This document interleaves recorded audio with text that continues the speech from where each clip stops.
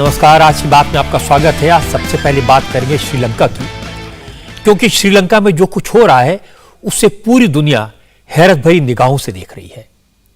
श्रीलंका के राष्ट्रपति गायब हैं, प्रधानमंत्री इस्तीफा दे चुके हैं। श्रीलंका में पूरी कैबिनेट ने आज इस्तीफा देने का फैसला कर लिया। अब श्रीलंका में एक तरह से कोई सरकार नहीं है। कोलंबो में प्रधानमंत्री के आवास को जला दिया गया। राष्ट्रपति भवन पर आज भी आम जनता का कब्जा है। लोग प्रेसिडेंट हाउस के स्विमिंग पूल में नहाते दिखाई दिए, वहां किचन में खाना बनाकर खा रहे हैं। और खबर यह कि राष्ट्रपति गोटाबाया देश छोड़कर भाग गए हैं। गोटाबाया राजपक्षे ने आज मैसेज भिजवाया कि वो 13 जुलाई को पद छोड़ देंगे, उसके बाद नई सरकार का गठन होगा। लेकिन जो लोग सड़कों पर हैं, जो लोग राष्ट्रपति भवन में मौजूद हैं, वो कह रहे हैं कि जब तक नई सरकार बन नहीं जाएगी तब तक वो राष्ट्रपति भवन छोड़ेंगे नहीं। हालांकि आज सड़कों पर हंगामा नहीं हुआ। जो लोग राष्ट्रपति भवन में हैं वो वहां की गंदगी साफ करते नजर आए और ये कह रहे थे कि राष्ट्रपति के साथ साथ अब देश की गंदगी को भी बाहर करना है। लेकिन सवाल यह कि क्या सरकार बदलने से श्रीलंका के हालात बदल जाएंगे? क्या सरकार बदलने से लोगों को खाना मिलने लगेगा? क्या सरकार बदलने से लोगों को पेट्रोल डीजल मिलेगा?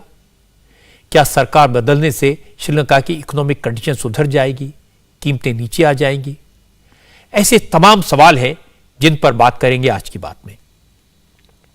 श्रीलंका पर बात करना इसलिए भी जरूरी है क्योंकि श्रीलंका हमारा पड़ोसी है। पड़ोसी होने के नाते मुश्किल वक्त में भारत सरकार श्रीलंका की मदद कर रही है। लेकिन हमारे देश में कुछ लोग ये कह रहे हैं कि भारत का हाल भी श्रीलंका जैसा होने वाला है।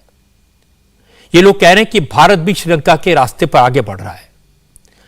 तो आज की बात में मैं ये भी आपको बताऊंगा कि सोशल मीडिया पर वायरल किए जा रहे इन मैसेजेस में कितनी हकीकत है, कितना फसाना है। ये मैसेज वायरल करने वाले कौन है, उनकी क्या मंशा है। मैं आपको यह भी बताऊंगा कि भारत और श्रीलंका में क्या फर्क है, कितना फर्क है।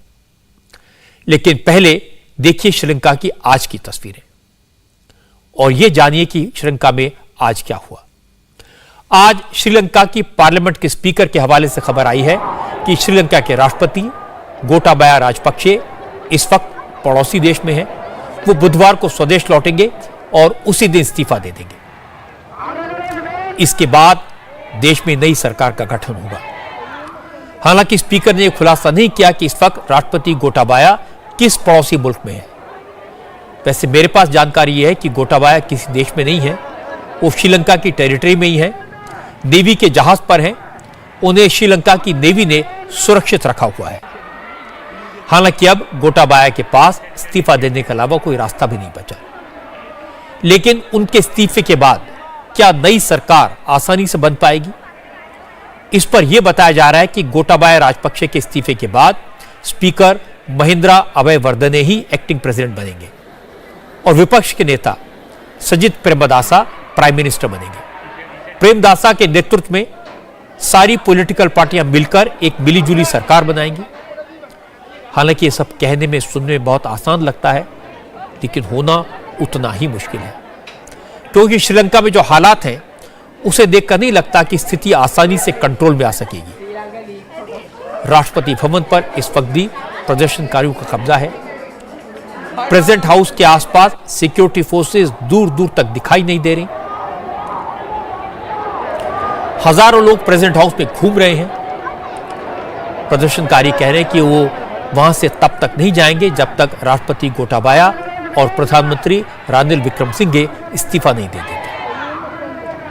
लोग राष्ट्रपति भवन के अंदर से वहां के जो वीडियो पोस्ट कर रहे हैं, सोशल मीडिया पर डाल रहे हैं, उन वीडियोस को देखकर श्रीलंका के लोगों की नाराजगी और ज्यादा बढ़ती जा रही है। जनता यह देखकर हैरान है, जिस वक्त उन्हें 2 वक्त की रोटी के भी लाले हैं, उस वक्त राष्ट्रपति भवन में गोटाबाया पूरी शान शौकत के साथ रह रहे थे। गोटाबाया तो ब्रीफकेस उठाकर चले गए, लेकिन जनता जब राष्ट्रपति भवन में घुसी तो ये देखकर चौंक गई कि प्रेसिडेंट हाउस में बक्सों में नोट भरे थे।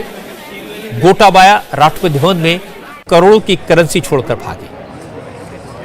अब लोग कह रहे हैं कि जनता ने अपनी ताकत दिखा दी, बिना खून खराबे के, बिना किसी झगड़े के लोगों ने सरकार को भागने पर मजबूर कर दिया। ये जनता की जीत है।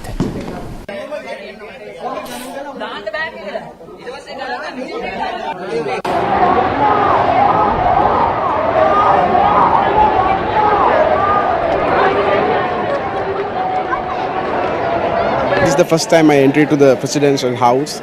So, but I don't see any difficult. मैं पहली बार राष्ट्रपति भवन में घुसा हूँ। मुझे यहाँ के हालात देखकर बिल्कुल नहीं लगता कि उन्हें कोई परेशानी थी। कपड़े रखने धोने के लिए इतनी बड़ी जगह है। जहाँ वो खाना खाते थे वो कितना बड़ा सा कमरा है। उनके पास गैस है, बिजली है, उनके पास तो सब कुछ है। यही सब देखकर मुझे लगता है कि अब इसमें बदलाव होना चाहिए। हम 3 किलोमीटर तक पैदल चले, फिर बस पर सवार होकर यहाँ आए, क्योंकि हम ये जंग जीतना चाहते हैं। हम पहले ही जीत चुके हैं। हम ये सरकार नहीं चाहते। हमें नई सरकार की दरकार है। हमें उम्मीद है कि मौजूदा राष्ट्रपति 13 जुलाई को इस्तीफा दे देंगे। मुझे नहीं लगता कि इस बार वो बचने की कोशिश करेंगे। अगर वो ऐसा करेंगे तो लोग और भी ज्यादा संख्या में बाहर आएंगे और ज्यादा ताकत से अपना प्रदर्शन करेंगे और लोकतंत्र कायम रहेगा। हमने राष्ट्रपति राजपक्षे को अपना संदेश दे दिया है। अब हमारे लिए यही उचित होगा कि हमें शांत रहना चाहिए। ये अहिंसक विरोध है। सारे युवा और जनता यही संदेश देना चाहती है कि आंदोलन अहिंसक ही रहे। अब हमें व्यवस्था में बदलाव करने के लिए तैयार रहना चाहिए और हमें इसके लिए बलिदान देने को भी तैयार रहना चाहिए।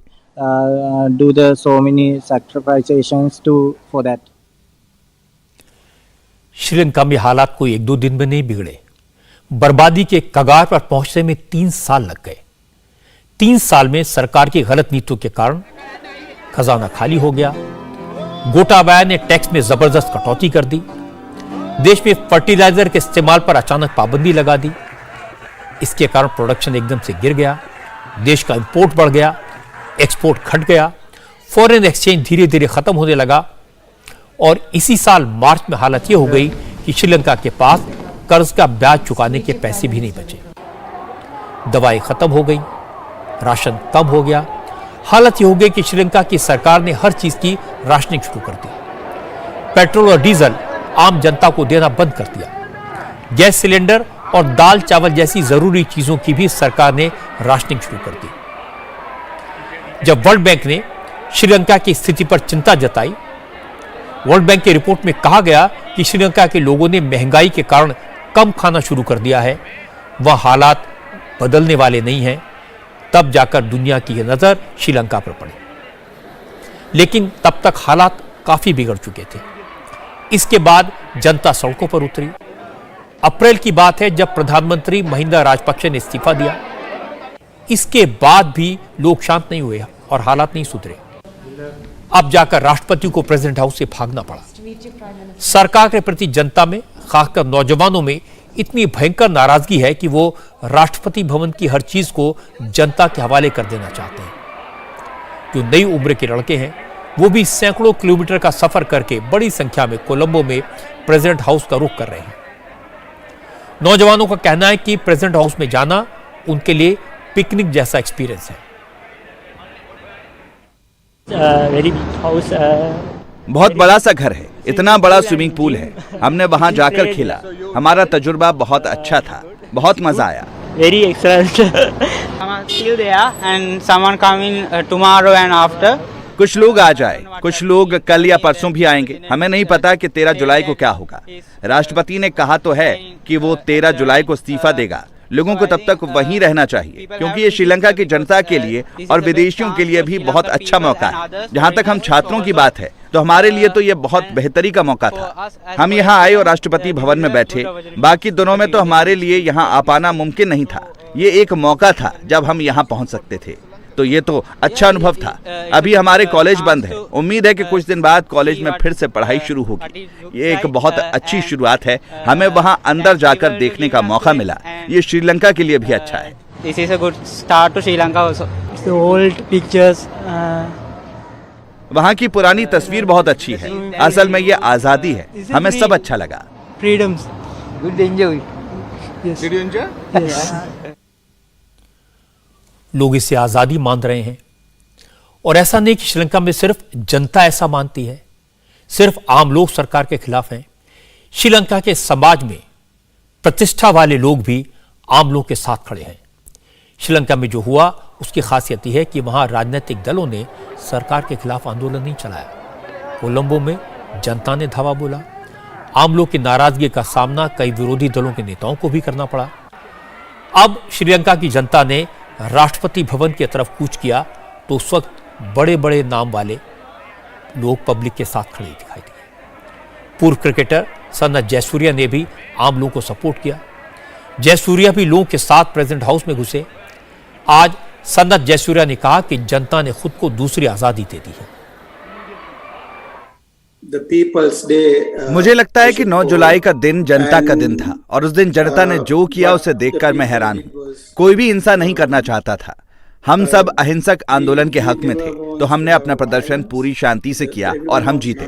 और हमने ये सुनिश्चित किया कि राष्ट्रपति इस्तीफा देंगे। प्रदर्शनकारियों की यही प्रमुख मांग थी, तो सभी लोग राष्ट्रपति भवन पहुंच गए। राष्ट्रपति सचिवालय और टेम्पल ट्री जा पहुंचे। अब हम सब उनके अगले कदम का इंतजार कर रहे हैं, लेकिन हमें नहीं पता कि वो आगे क्या करने वाले हैं।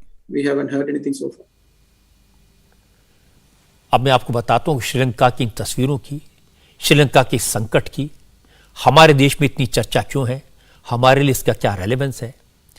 श्रीलंका के वीडियोस को यह कहकर हमारे यहां सोशल मीडिया पर सर्कुलेट किया जा रहा है, वायरल किया जा रहा है कि ऐसा ही हाल हमारे देश भारत का होने वाला है। बहुत से लोग दावा कर रहे हैं कि श्रीलंका में जैसी महंगाई है वैसी हमारे यहां होगी और इसका अंजाम भी वही होगा जो श्रीलंका में हुआ। इस तरह के मैसेज लोगों को डराने के लिए फैलाए जा रहे हैं, राजनीतिक फायदे के लिए फैलाए जा रहे हैं, लेकिन इनमें कितनी हकीकत है, कितना फसाना है, ये मैं आपको बताऊंगा। पहले यह बता देता हूं कि श्रीलंका में हुआ क्या, वहां इस तरह के हालात क्यों बने। श्रीलंका की आबादी कुल 2.25 करोड़ है, यानी हमारी दिल्ली की आबादी के बराबर। लेकिन सरकार ने चीन से बेहिसाब लोन लिया, चाइना की मदद से इंफ्रास्ट्रक्चर प्रोजेक्ट शुरू कर दिए। चाइना का दखल बढ़ा, जनता की नाराजगी बढ़ी, तो जनता का मुंह बंद करने के लिए टैक्स में बेहिसाब कटौती कर दी गई। इसके बाद कुछ ऐसे फैसले किए गए जिससे देश में खाने पीने की चीजों का उत्पादन कम हो गया और नतीजा यह हुआ कि पूरा देश इकोनॉमिक क्राइसिस में डूब गया। सरकार की आमदनी खत्म हो गई, प्रोडक्शन जीरो हो गया, न लोन की किस्त चुकाने को पैसे थे न इंपोर्ट के लिए। नतीजा यह हुआ कि 2.25 करोड़ की आबादी भुखमरी के कगार पर पहुंच गई। आपको जानकर हैरानी होगी कि हमारे देश में महंगाई की दर 6 से 7% है, जबकि श्रीलंका में महंगाई की दर 54% को पार कर गई है।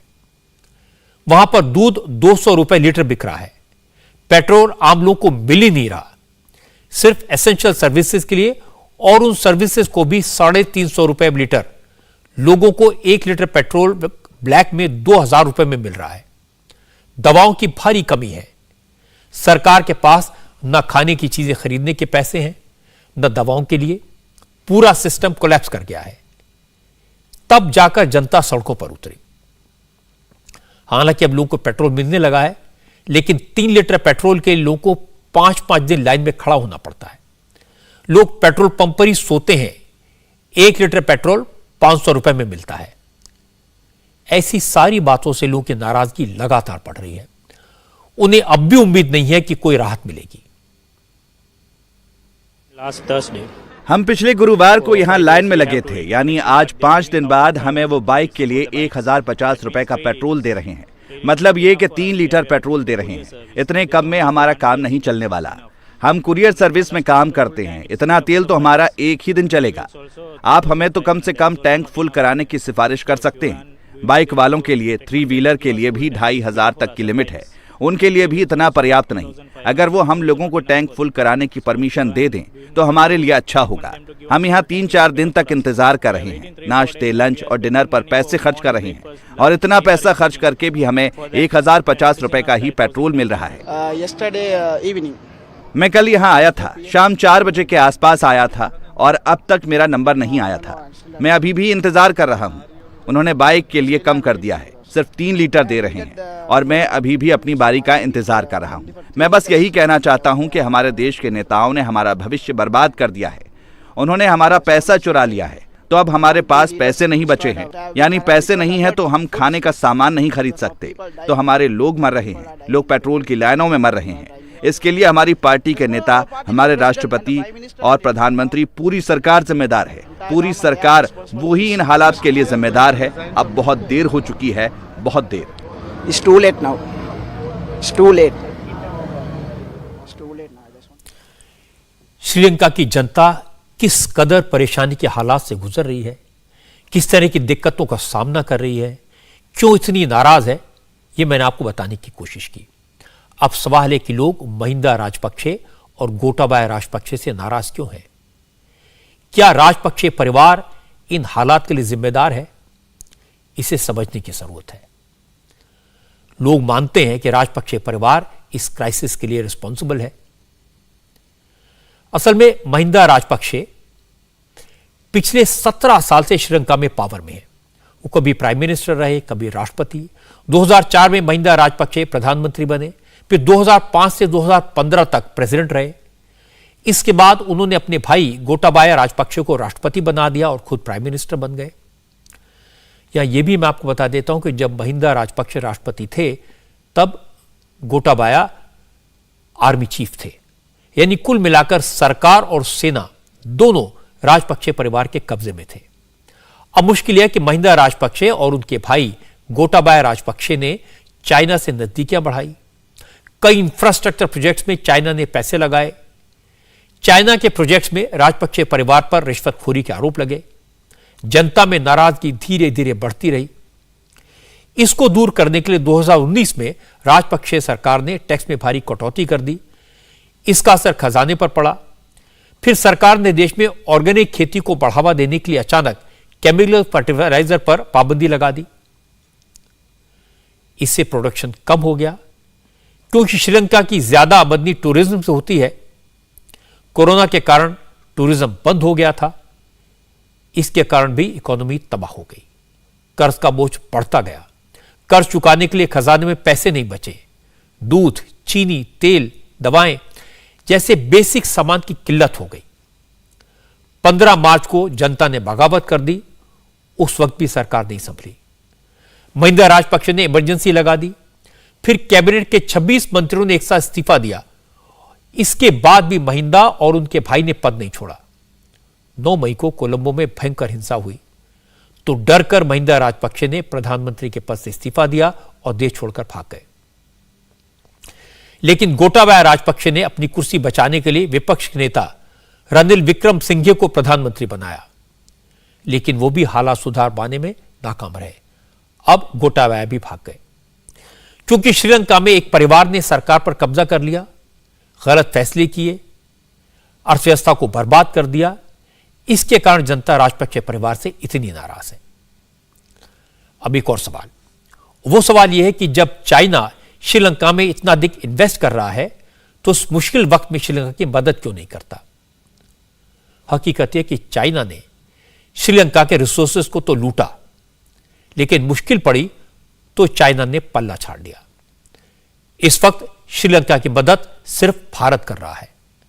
भारत ने श्रीलंका को चावल, चीनी, दवाएं, पेट्रोल डीजल, कोरोना के टीके और खेती करने के लिए केमिकल फर्टिलाइजर जैसे सामान बड़ी मात्रा में भेजे हैं। इतना ही नहीं, भारत ने श्रीलंका को कर्ज चुकाने में भी काफी मदद की है। रियायती ब्याज दर पर रकम मुहैया करवाई है। भारत श्रीलंका को विदेशी कर्ज चुकाने में मदद के लिए अब तक $3 अरब की मदद दे चुका है। श्रीलंका के लोग मुश्किल वक्त में मदद के लिए भारत को थैंक यू कह रहे हैं। आज श्रीलंका की क्रिकेट टीम के पूर्व कप्तान सनथ जयसूर्या ने कहा, बुरे वक्त में अपने ही काम आते हैं। भारत ने श्रीलंका के लोगों के लिए जो किया उसे श्रीलंका के लोग कभी नहीं भूलेंगे। भारत और सारे दोस्त देश हमारी मदद कर रहे हैं। भारत तो इस संकट की शुरुआत से ही हमारी काफी मदद कर रहा है। भारत ने तो श्रीलंका को काफी मदद भेजी है। मैं इस बात के लिए भारत का शुक्रगुजार हूं। मैं तो हमेशा ये बात कहता हूं कि श्रीलंका की मदद में भारत बड़ी भूमिका अदा कर रहा है। श्रीलंका के लोग इंडिया को थैंक यू कह रहे हैं, लेकिन हमारे यहां सोशल मीडिया पर सवाल उठाए जा रहे हैं, नेगेटिविटी फैलाई जा रही है। पूछा जा रहा है कि भारत श्रीलंका की मदद क्यों कर रहा है, यह कहा जा रहा है कि भारत का हाल भी श्रीलंका जैसा होने वाला है। भारत में भी लोगों के पास खाने को नहीं होगा, भारत में भी दवाओं की कमी हो जाएगी, भारत में भी लोग सड़कों पर उतरेंगे। तमाम तरह के मैसेजेज श्रीलंका के वीडियोस के साथ व्हाट्सएप ग्रुप्स पर घुमाए जा रहे हैं। हैरानी की बात है कि हमारे देश में कुछ विरोधी दलों ने भी इन मैसेजेस को हवा देने की कोशिश की है। विरोधी दलों के तमाम नेता ऐसा माहौल बनाने की कोशिश कर रहे हैं जैसे हमारे देश की अर्थव्यवस्था डूबने वाली है। कोई रोजगार का आंकड़ा बताता है तो कोई महंगाई का हवाला देता है, कोई किसानों की हालत की बात करता है, लेकिन सबकी कॉमन बात एक ही है, भारत का हाल भी श्रीलंका जैसा होने वाला है। तेलंगाना के चीफ मिनिस्टर ने तो यहां तक कह दिया कि मोदी जी न पानी दे पा रहे हैं, न खाना दे पा रहे हैं, न काम दे पा रहे हैं, अब मोदी को इस्तीफा दे देना चाहिए। आप देश के राजधानी में भी पीने का पानी नहीं दे पा रहे। इतना कोयला है, इतना यूथ है, इतना विशाल प्रजा है इस देश में, करंट तक नहीं दे सकते आप कम से कम 75 साल के बाद। क्या कमजोरी है, क्या वीकनेस है? खाली बातें कहना है, कुछ करना है। आपसे नहीं होता, आपने बता दिया। माननीय मोदी जी, आपने बता दिया 80% जो टाइम आपका समाप्त हो गया उसमें आपने बता दिया कि आपके क्षमता कितना है।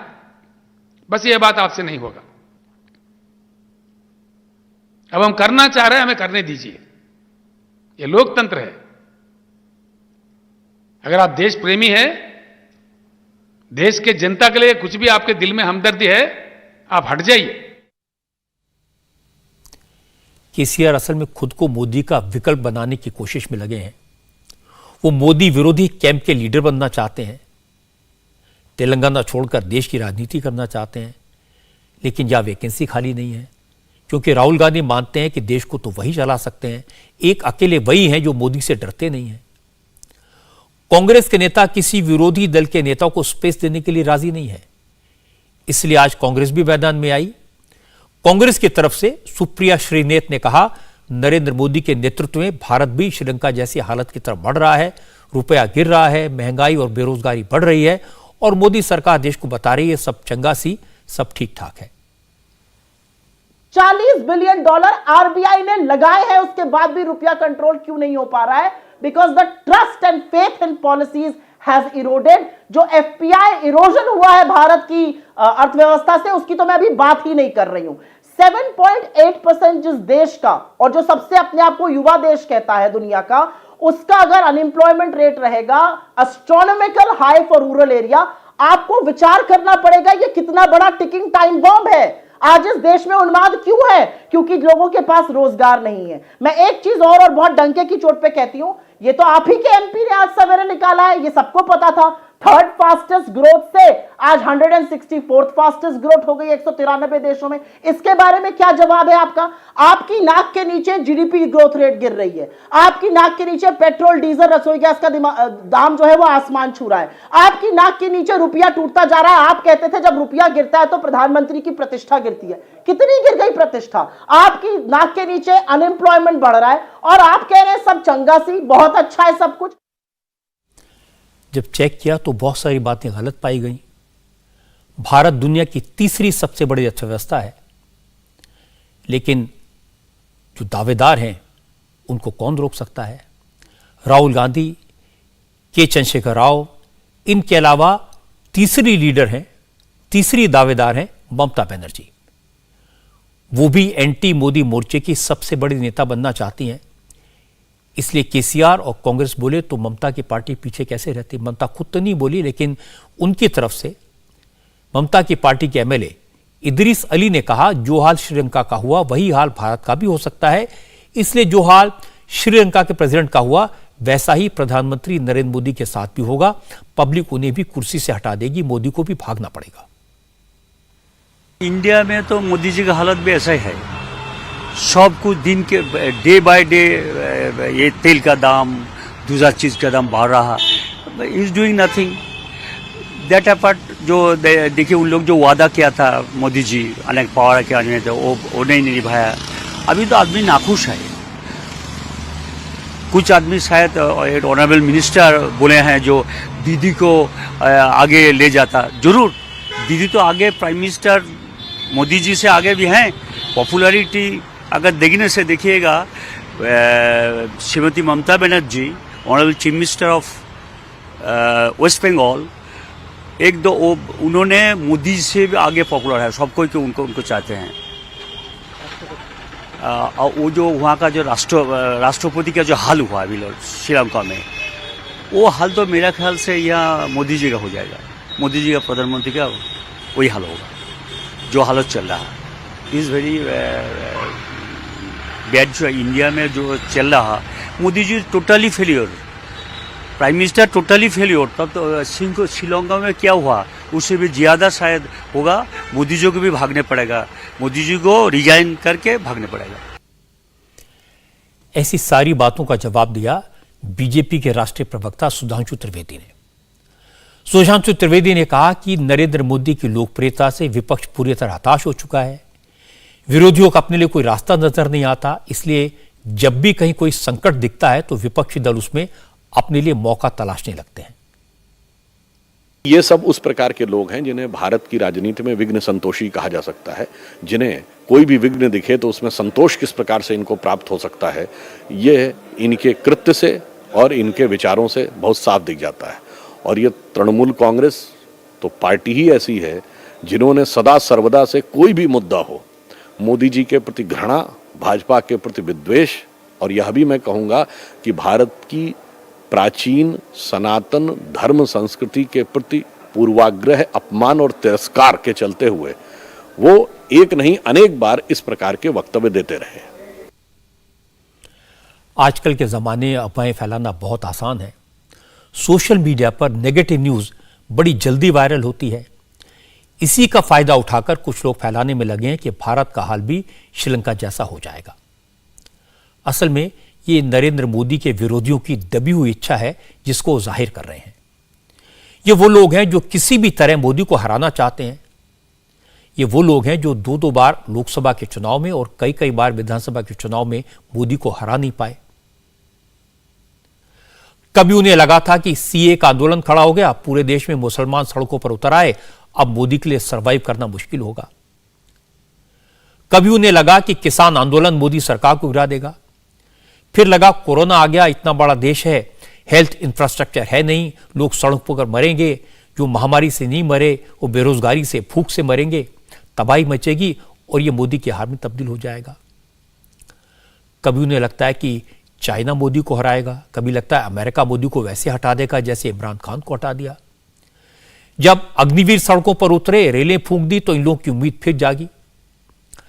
अब श्रीलंका में लोग सड़कों पर उतरे, राष्ट्रपति के घर में घुसे तो मोदी के जो विरोधी हैं उन्हें फिर से सपना देखने का मौका मिला।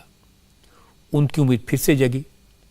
लेकिन जैसे सीए का सपना टूटा, किसान आंदोलन का सपना टूटा, कोरोना के महामारी से विनाश की जो उम्मीद थी वो टूटी, वैसे ही श्रीलंका वाला सपना भी जरूर टूटेगा। श्रीलंका को तो हमारे देश के लोग एक जमाने में रावण के अहंकार की लंका के रूप में जानते हैं। जब हनुमान जी की पूंछ में आग लगाई गई तो उन्होंने सोने की लंका को खाक कर दिया। आज की लंका तो अभावों की लंका है, जहां कीमतें आसमान छू रही हैं। चाहे खाने पीने का सामान हो, पेट्रोल हो, गैस हो, महंगाई इतनी ज्यादा है कि जरूरी चीजों की कमी इतनी ज्यादा है कि लोगों का गुस्सा अपनी सरकार पर उतर रहा है। आज श्रीलंका में जो हो रहा है वो वहां के राजनेताओं के अहंकार और लूट का नतीजा है। भारत ने तो इस बार श्रीलंका के लोगों की भरपूर मदद की है। इसीलिए किसी को इस बात की गलतफहमी नहीं होनी चाहिए कि भारत का हाल कभी श्रीलंका जैसा हो सकता है। भारत श्रीलंका की मदद कर रहा है, लेकिन जिस चाइना के दर्जनों बड़े बड़े प्रोजेक्ट श्रीलंका में चल रहे हैं, वो चाइना लंका की कोई मदद नहीं कर रहा, क्योंकि खुद चाइना के हालात खराब हैं। और आज चाइना से जो तस्वीरें आई हैं वो हैरान करने वाली है। चाइना से तस्वीरें कम आती हैं, लेकिन आज जो तस्वीरें आई वो श्रीलंका के हालात से मिलती जुलती हैं। चाइना में लोग सड़कों पर हैं क्योंकि चाइना के कई बैंक डूब गए हैं। चाइना के सेंट्रल बैंक ने इन बैंकों को पैसे की सप्लाई बंद कर दी है।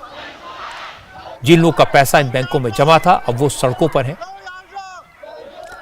चाइना के ज़ेंगझाओ शहर में हजारों लोगों ने जबरदस्त विरोध किया। ये लोग चाइना के सेंट्रल बैंक की इमारत के सामने जमा हुए और बैंक के खिलाफ नारे लगाए, प्रोटेस्ट मार्च निकाला। हालात यह है कि चाइना में भी लोग पुलिस पर पथराव कर रहे हैं। असल में चाइना ने इन लोगों ने 6 बैंकों में अकाउंट खुलवाए थे, लाखों रुपए जमा किए थे। इन बैंकों ने लोगों को ज्यादा ब्याज देने का वादा किया था। इसके चक्कर में लोगों ने जिंदगी भर की कमाई इन बैंकों में जमा कर दी, लेकिन बैंक इकोनॉमिक क्राइसिस में फंस गए, बैंक फेल हो गए। हालत यह हो गई कि चाइना के सेंट्रल बैंक ने इन बैंकों के अकाउंट से पैसा निकालने पर रोक लगा दी। इन 6 बैंकों का कैश ट्रांजैक्शन रोक दिया, बैंकों को करेंसी की सप्लाई बंद कर दी।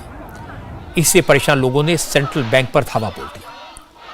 चाइना खुद को दुनिया की दूसरी सबसे बड़ी इकोनॉमी कहता है, अमेरिका से टक्कर लेने का दम भरता है, लेकिन उसकी इकोनॉमी, उसकी अर्थव्यवस्था कितनी कमजोर बुनियाद पर खड़ी है, यह बात आज इन तस्वीरों से साफ हो गई।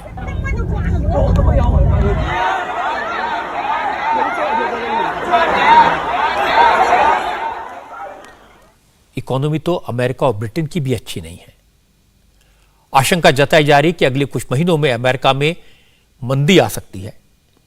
एक बड़ी रेटिंग एजेंसी की रिपोर्ट में कहा गया कि अगले 12 महीनों में अमेरिका को लोगों को रिसेशन का सामना करना पड़ेगा और अमेरिकी प्रशासन जिस तरह के कदम उठा रहा है उससे लग रहा है कि सरकार को रिसेशन की आशंका है।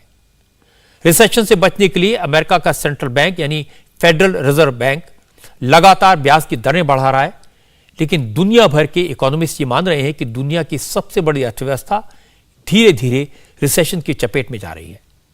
बैंक ऑफ इंग्लैंड ने भी वार्निंग दी है कि महंगाई के दबाव की वजह से पूरी दुनिया में लोगों की आमदनी घट रही है, वो खर्च कम कर रहे हैं, इसलिए ग्रोथ रेट घटने का डर बढ़ता जा रहा है। बैंक ऑफ इंग्लैंड ने कहा कि महंगाई के प्रेशर के कारण ब्रिटेन की जीडीपी ग्रोथ घट रही है, अमेरिका की ग्रोथ रेट कम हो गई है। यूरोप के कई देश भी यूक्रेन युद्ध के कारण महंगाई के भयंकर मार झेल रहे हैं, इससे उनकी ग्रोथ रेट पर भी जबरदस्त असर पड़ा है। मैंने इकोनॉमिक्स के कई जानकारों से बात की, एक्सपर्ट से बात की, अपने देश की अर्थव्यवस्था के बारे में पूछा। ज्यादातर जानकार कहते हैं कि इन बातों में कोई दम नहीं है कि भारत की अर्थव्यवस्था बहुत बुरी हालत में है। अर्थशास्त्री इसके पक्ष में कई तरह के तर्क देते हैं। मैंने पूछा कि महंगाई तो बढ़ रही है, यह बात तो सही है। इस पर जानकार कहते हैं कि महंगाई अर्थव्यवस्था का बड़ा इंडिकेटर नहीं है। अगर इसे इंडिकेटर मान भी लिया जाए तो यूक्रेन वॉर के कारण जरूरी चीजों की कीमतों पर असर पूरी दुनिया में पड़ा है। अमेरिका में महंगाई की दर 11% है, यूरोप में इन्फ्लेशन रेट 12% है, हमारे देश में इन्फ्लेशन का रेट 6 से 7% है। इसलिए इसके आधार पर नहीं कहा जा सकता कि हमारी इकोनॉमी किसी मुश्किल में है। हमारे देश में इस वक्त फॉरेन रिजर्व 601 अरब डॉलर का है, 40 अरब डॉलर का गोल्ड रिजर्व है, इन्फ्लेशन रेट काबू में है। लेकिन यह सही है कि आम जनता के लिए चीजों की कीमतें बढ़ी हैं। यह भी सही है कि बेरोजगारी की दर भी बढ़ी है, लेकिन कोरोना के कारण यह दुनिया में पूरी जगह हर मुल्क में यह दिक्कत है। लेकिन अगर दूसरे देशों से मुकाबला करें तो हमारे देश का हाल थोड़ा बेहतर है। इसलिए सोशल मीडिया के मैसेजेस पर यकीन करने के बजाय देश पर यकीन करिए, क्योंकि हमारे देश के आत्मसम्मान का सवाल है, हमारे आत्मगौरव का सवाल है। नरेंद्र मोदी की खासियत भी है, जो कहते हैं करके दिखाते हैं। मोदी का एक बड़ा प्रोजेक्ट जिसकी आज चर्चा हुई वह पूरा होने वाला है। नई पार्लियामेंट की बिल्डिंग का सिविल वर्क पूरा हो गया है। आज इस बिल्डिंग के ऊपर लगे नेशनल एम्बलम को मोदी ने अनवील किया।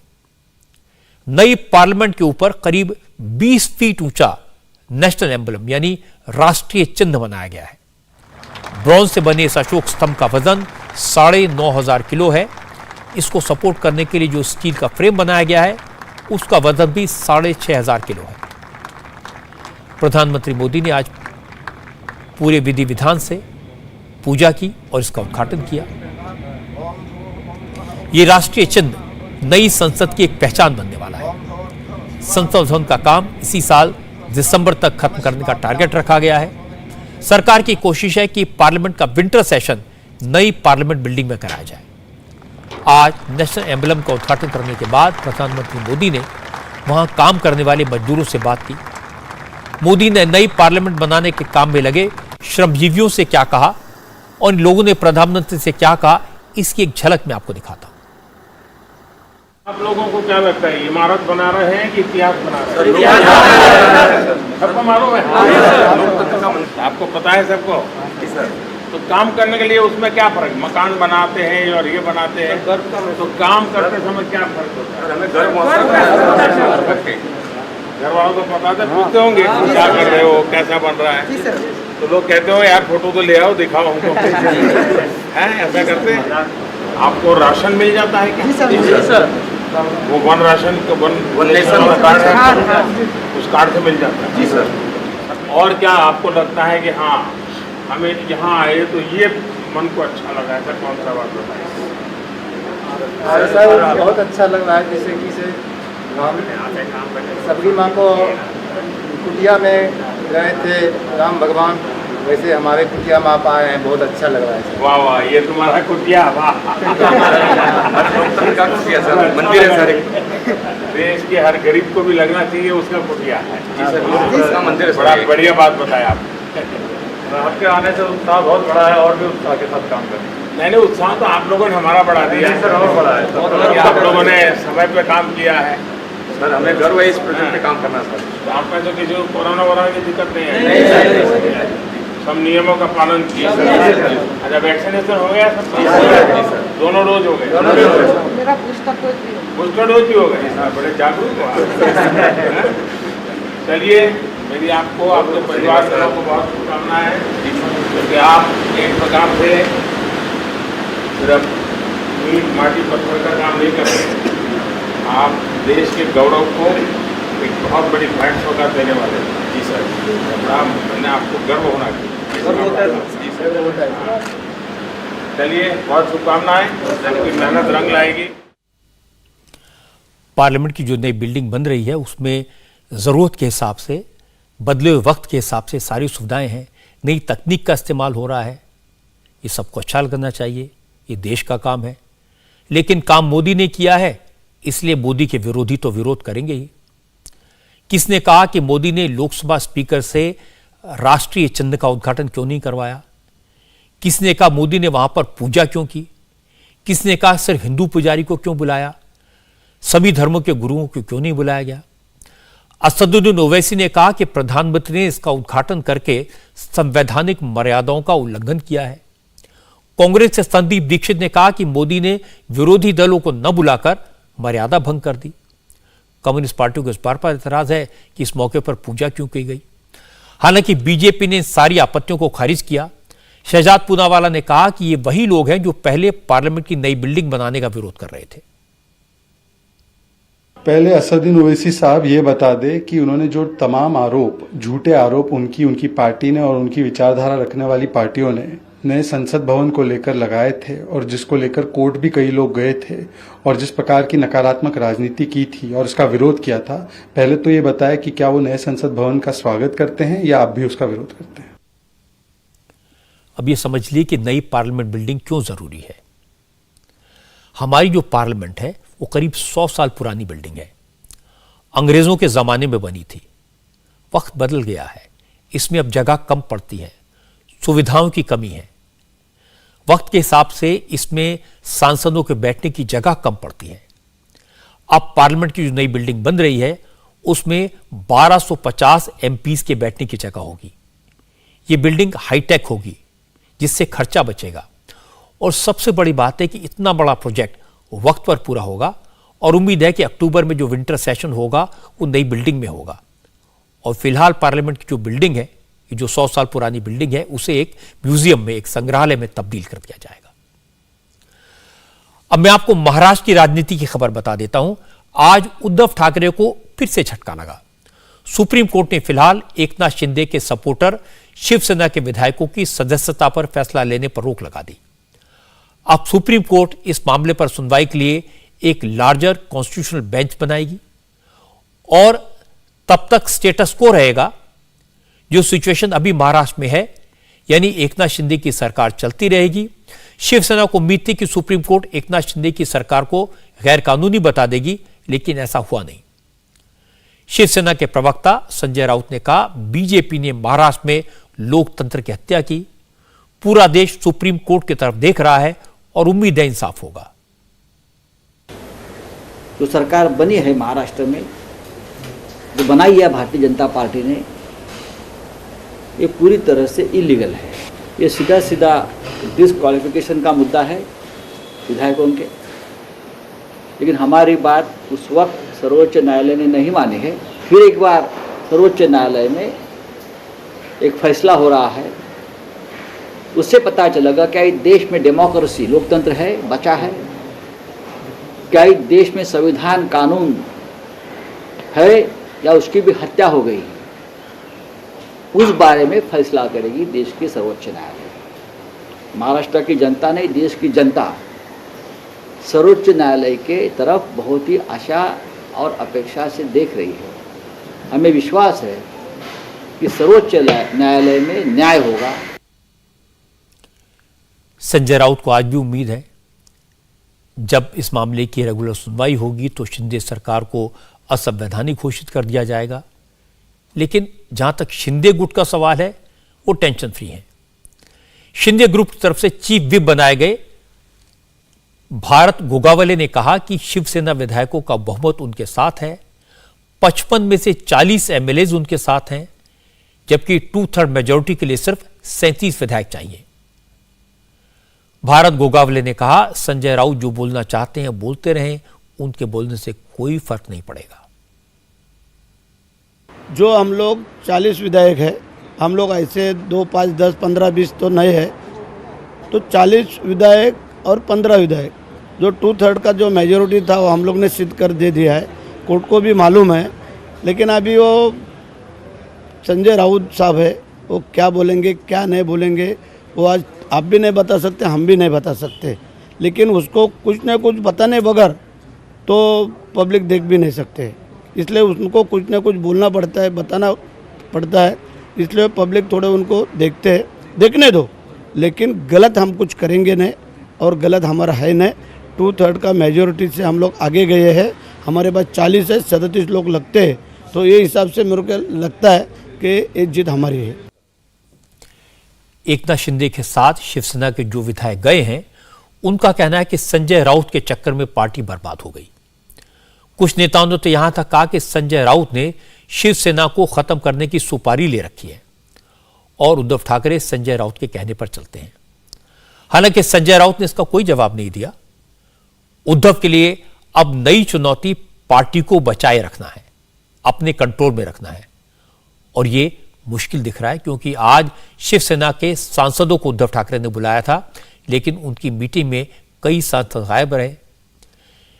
इन सांसदों की मांग है कि उद्धव राष्ट्रपति के चुनाव में एनडीए के उम्मीदवार उसको सपोर्ट करें, अगर नहीं करेंगे तो फिर बगावत होगी। आज चेन्नई से भी चौंकाने वाली तस्वीरें आई। चेन्नई में एआईएडीएमके के नेता और कार्यकर्ता आपस में ही भिड़ गए, एक दूसरे पर हमला किया, मीटिंग की जगह पर तोड़फोड़ की गई, अपने अपने नेताओं का समर्थन करते हुए दूसरे नेताओं के पोस्टर फाड़े और जलाए।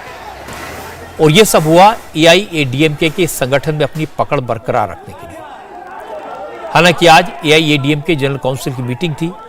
इस मीटिंग में के पलनीस्वामी को पार्टी का अंतरिम महासचिव चुना गया और ओ पन्नीरसेल्वम को पार्टी से निष्कासित करने का फैसला किया गया।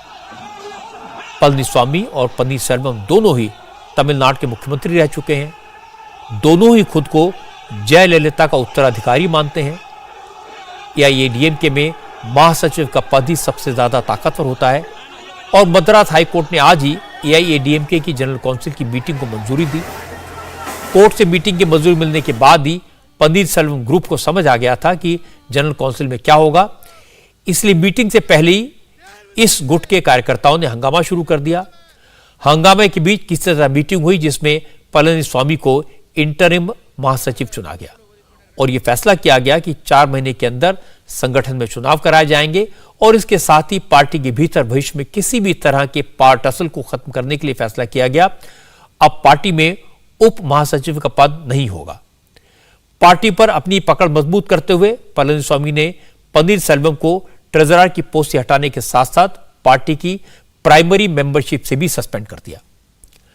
पलनीस्वामी ने पुलिस को चिट्ठी लिखकर पार्टी हेडक्वार्टर में सिक्योरिटी बढ़ाने की अपील की है, क्योंकि उन्हें शक है कि पनीरसेल्वम ग्रुप के लोग पार्टी ऑफिस में घुसकर तोड़फोड़ कर सकते हैं।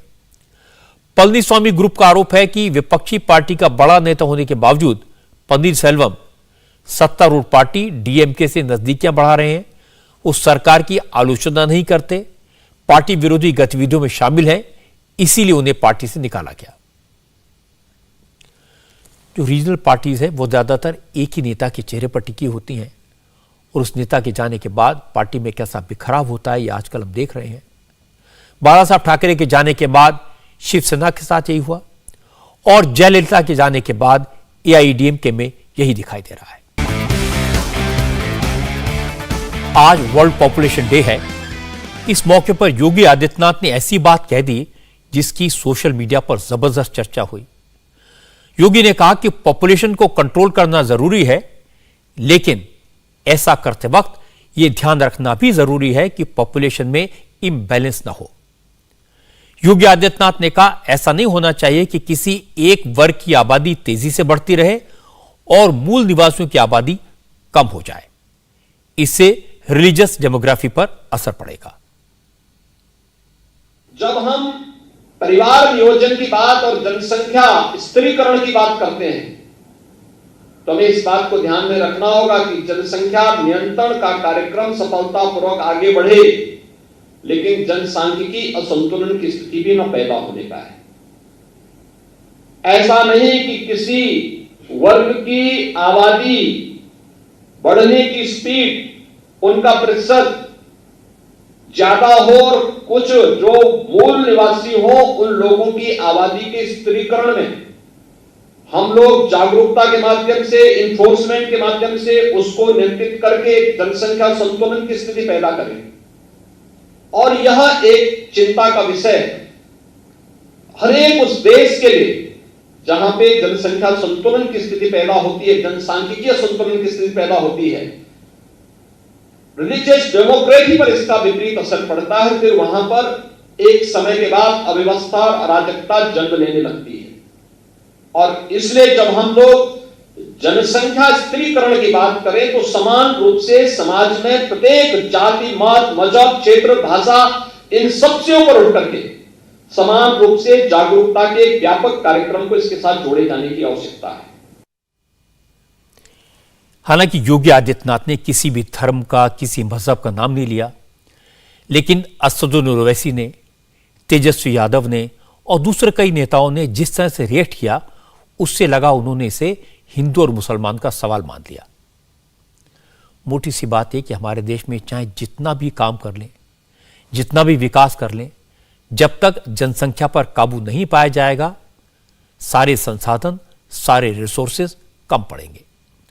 और जब जनसंख्या पर कंट्रोल की बात हो तो वो सबके लिए होनी चाहिए।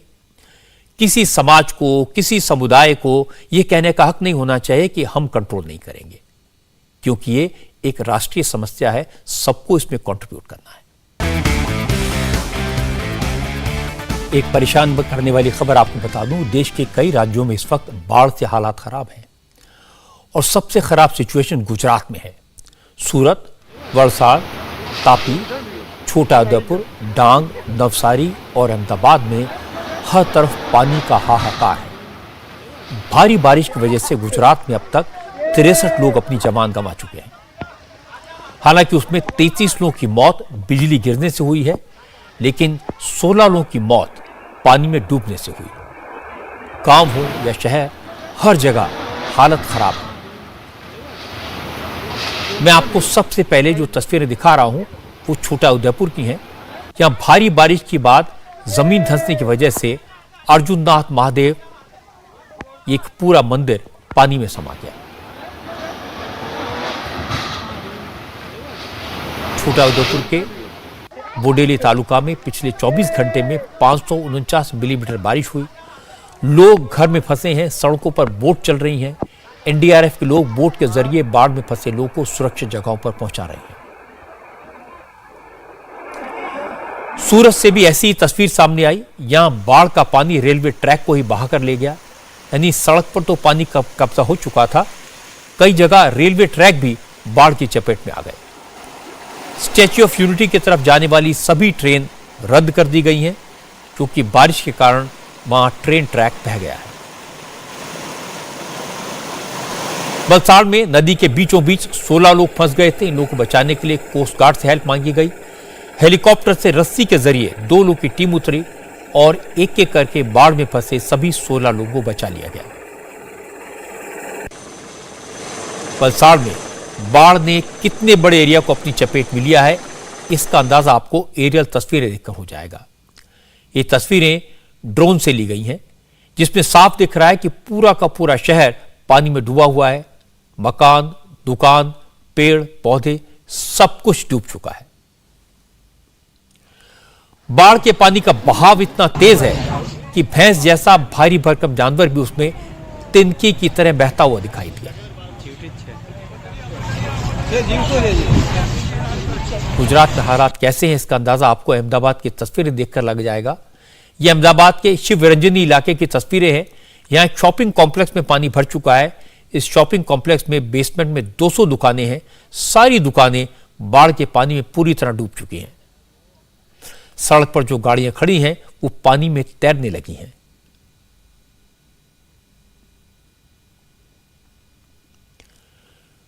गुजरात के हालात को लेकर प्रधानमंत्री नरेंद्र मोदी ने गुजरात के मुख्यमंत्री भूपेंद्र पटेल से फोन पर बात की है, सारी जानकारी ली और भूपेंद्र पटेल को भरोसा दिलाया कि केंद्र सरकार हर तरह की मदद करेगी।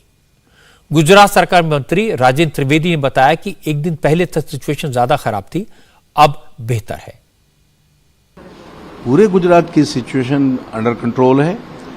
जो मुसीबत कल रात तक दिख रही थी उसमें से बाहर आ गए हैं। जहां जरूरत पड़ती है एनडीआरएफ की टीमें लगी हुई है, एसडीआरएफ की। जहां नीचा जमीन है, जहां लो लेवल है, उस लो लेवल में पानी अगर कहीं झोपड़पट्टी में भर जाता है तो वहां से लोगों को निकालने के लिए डिजास्टर मैनेजमेंट की एनडीआरएफ एसडीआरएफ टीमें काम लगती है और वो कर रही है और उसमें भी सुविधापूर्ण है।